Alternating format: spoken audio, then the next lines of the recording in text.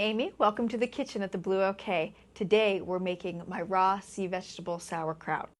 And this recipe is great because actually if you're worried about using a lot of salt, you can use sea vegetables in this particular sauerkraut recipe to minimize the amount of salt that you use. So you can either make it the regular strength or you can use about half the salt and have a low salt sauerkraut using this particular recipe.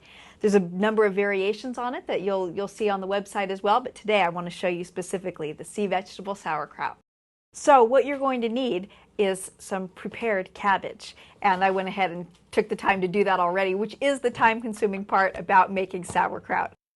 You can either shred it yourself using, just take a knife, core the cabbage, and shred it up really fine. Or you can use a mandolin to take that down to these nice stringy strips of cabbage, or you can use a food processor. And I usually send mine through the food processor twice, or you kind of slowly put the cabbage through and that gives you a finer shred through the food processor.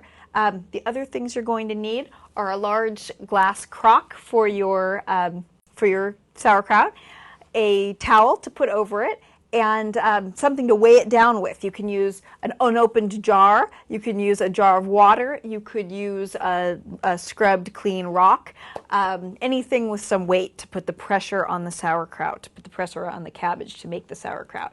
The other thing you're going to need are some clean hands. Wash your hands, and one of the main parts of sauerkraut is making sure that you don't get unwanted bacteria in the sauerkraut.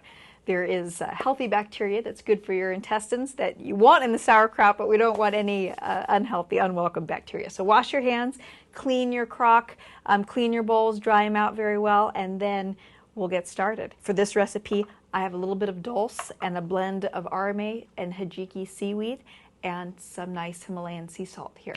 And we're going to begin. If you were just doing straight sauerkraut, you could put the cabbage into the crock and start layering it with salt and pressing it down. But I'm actually going to mix mine in a bowl today because I want to combine the seaweed really well with the sauerkraut. So what I'm going to do is take a smaller bowl and just use my hands, take a nice scoop, couple scoops of the cabbage. And for this particular recipe, I used a blend of Napa cabbage, or actually green savory cabbage, which is the kind of crinkly cabbage, and green cabbage for this. I used the Napa cabbage in the kimchi recipe, which I'll show you. Kimchi is a kind of Korean sauerkraut. We have a recipe for that as well. It's just wonderful. So what you're going to do is take your cabbage, sprinkle it with about a half tablespoon of salt, some of the seaweed, and just start to mix it up. And the mixing up and pressing and kind of crunching of the seaweed is what starts to draw the water or the liquid out of the seaweed.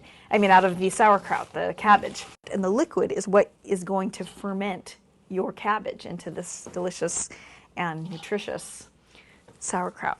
So the salt, it's actually a process of osmosis. It draws the salt right out of the cabbage. So that's what the salt is for. It also actually preserves, it actually keeps unwanted bacteria from growing in the cabbage while it's fermenting. So what I'm doing is just sort of eyeballing the amount of seaweed I like to see in my sauerkraut. I like to feel like I'm eating more sauerkraut than seaweed because that I am, after all, making a sauerkraut. But I do like it to have the dulse flecks in it and strips of the hijiki and the arame mixed in. So a blend about like that, to my eyes, is pretty good. And since that's about half my mix, I'll just swap the bowls. And sauerkraut making is messy. This counter's been cleaned once after I shredded all the cabbage. Cabbage goes flying, and then it usually goes flying again when you start mixing it up. You get your hands dirty making it, and that's part of the fun of making sauerkraut, I think, is it's very hands-on. It's a great thing to do with a group of people because it's very, very easy, but it can be a little bit time-consuming prepping all of the cabbage.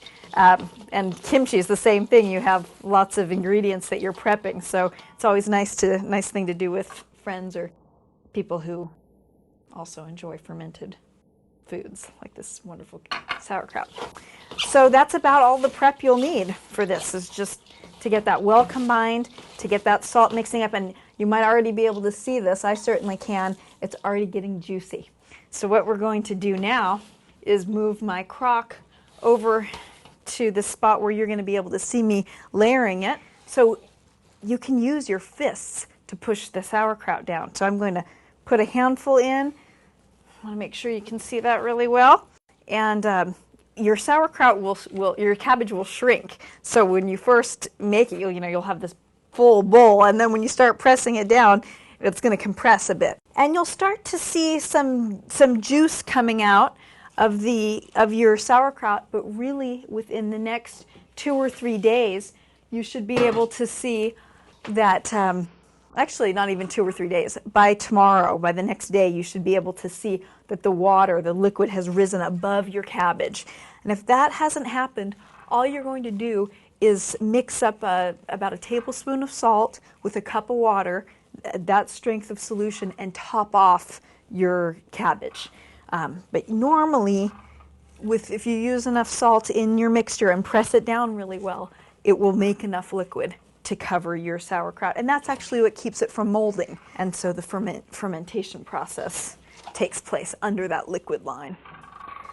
So you're just pressing it down, pressing it down, pressing it down.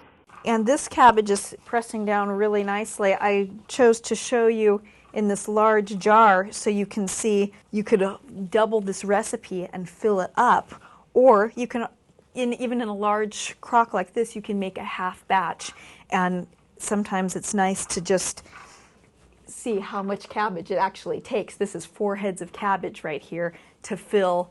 It's actually about 3.5 heads of cabbage, and this is a 2.5 gallon crock. So you'll be able to see this is going to fill it about halfway. So if you wanted to fill an entire 2-gallon crock, you would double this recipe.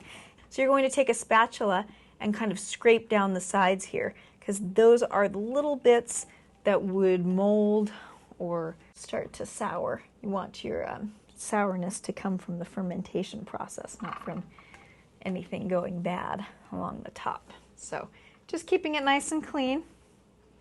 And if anything, if you did find a stray piece of cabbage that had molded on top, you actually can just scrape that off. Everything below that watermark will be just fine. And you're going to take your plate, and you want a plate that actually fits inside of your crock that you can press the sauerkraut down with, and that you can put a jar on top of. I'm using a jar of unopened olives. If you had something opened, you wouldn't want to use it because the oil or whatever the contents were could leak in. But if it's a sealed jar, you can use that, or you can use water, a jar of water. So you're going to go ahead and put a towel right over the top of it. That just keeps any dust from falling in that rim part where there's a little space between the plate and the sauerkraut. And you've got your jar weighting it down, and that's going to make us 6 jars of sauerkraut, I'd say. So I'm going to set this off to the side, and what you're going to do to check on your sauerkraut is you want to check tomorrow to make sure that the liquid has started to come up over this line, that your cabbage is completely submerged. Again, if it isn't, you're going to add that combination of 1 tablespoon of salt and 1 about cup of water, just to start to top it off. And also, in the next 3 to 7 days, you can start to taste your sauerkraut. It should be crunchy, it should be sour, it should be starting to taste like sauerkraut, and then you can decide if you want it to keep fermenting, let it go for another week, another 2 weeks. In the winter time, you can really actually let your sauerkraut go for weeks to even up to 3 months. In the summer, the fermentation process tends to happen faster, and if you leave it too long, the sauerkraut will get soft and start to lose its flavor a little bit. So it should really be your own taste buds that let you know when the sauerkraut is ready. And when you make a big batch, when I make this whole crock full, what I do is I take out, after about a week, I take out a bowl full and refrigerate it, or a jar full and refrigerate it, and I cover it back up, I clean the sides, and I let it keep going. So that way, while this is fermenting, I'm also eating my sauerkraut. So I don't have a whole crock to go through at once. I just take a little bit every week and slowly eat my way through this entire crock of sauerkraut. I hope you enjoy this recipe. If you have any questions or comments, please leave them here on the website for me. And if you like this recipe, also check out the kimchi recipe. It's similar, like I said, to the sauerkraut, but it has some different vegetables and spices in it. So see you soon.